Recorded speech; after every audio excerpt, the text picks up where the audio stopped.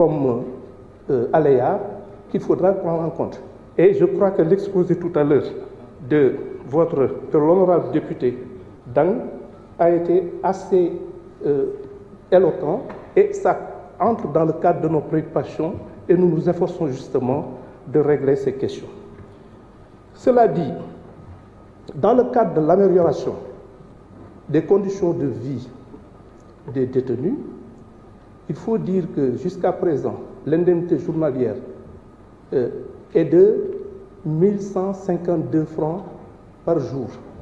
Dans le cadre du projet de loi de 2025, cette somme de 1152 francs par jour et par détenu a été portée à 1300 francs. C'est vous dire donc que, qu'on le veuille ou pas, nous sommes dans cette dynamique avec les ressources que nous avons, avec aussi cette observation fondamentale que nous n'en sommes qu'au début. Pour les autres questions qui ont été posées, dans le cadre de... On nous a parlé de la lumière sur les morts que nous avons enregistrés depuis 2021. Une enquête est en cours et je crois d'ailleurs que c'est une question de principe et tout simplement de crédibilité. Je pense que si, pour des faits aussi graves qui ont ému tout le monde, et dont certains, autant pour moi, se sont passés en direct, c'est-à-dire sous l'œil des caméras, que ces gens, que ces morts concernant nos compatriotes puissent rester impunis, ce serait un mauvais signal. Parce que ce serait tout simplement asseoir, qu'on le veuille ou pas, un climat d'insécurité que rien ne saurait justifier. C'est vous dire donc que c'est une question de principe, nous allons nous y atteler, nous allons nous efforcer de faire en sorte que toute la lumière soit faite. Et je vous assure que le travail est déjà entamé. Toute la lumière sera faite et toutes les responsabilités seront établies et les personnes mises en cause, surtout les commanditaires, répondront de leurs actes.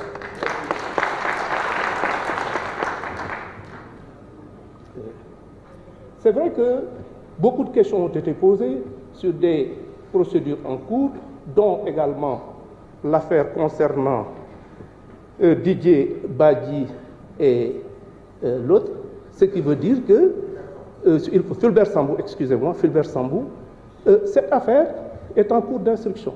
C'est-à-dire qu'à l'origine, il a été ouvert une information pour recherche des causes de la mort, mais c'est une priorité également.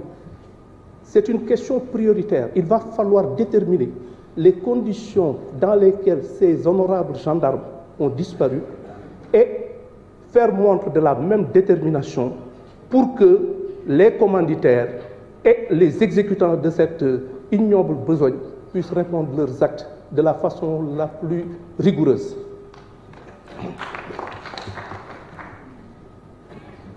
On nous a parlé de la création de nouvelles institutions. Je m'étonne que cela vienne de la part de personnes qui ont traversé les régimes et qui ont eu à être témoins de transformation du Conseil économique et social qui, effectivement, n'ont eu qu'à changer de nom avec les mêmes réalités.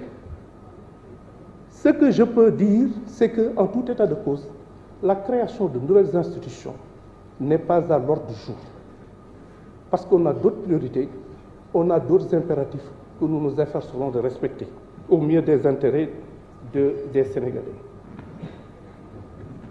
Pour les autres affaires qui ont été évoquées, je rappellerai toujours que le temps de la justice n'est pas celui du politique. Mais encore une fois, toutes les affaires qui méritent de trouver une solution au mieux des intérêts de la République, toutes ces affaires feront l'objet d'un traitement particulier. J'ai été interpellé sur, en particulier, un certain nombre de questions, notamment le cas de la dame Mariama Sagna. Un honorable député a eu à poser son cas. Dans cette affaire, il y a eu deux personnes qui ont été jugées. Il s'agit de Saliou Boy et Ousseynou Diop. Ils ont été poursuivis pour association de malfaiteurs, viol collectif, meurtre, avec usage d'un moyen de vol en réunion commis la nuit avec usage d'un moyen de locomotion. Cette affaire a été jugée par la chambre criminelle du tribunal de grande instance de Pikine-Guédiawaye le 2 janvier 2024. Et les accusés ont été condamnés à la réclusion criminelle à perpétuité. Les intérêts de la partie civile ont été réservés. Bon, pour les autres affaires qui ont été évoquées, on nous a parlé des fonds Covid. Ces fonds Covid font l'objet d'une information. Et toute la lumière sera encore une fois apportée à l'ensemble de ces affaires qui feront l'objet effectivement, si c'est d'un suivi rigoureux de la part effectivement de mes services. Bien. On a parlé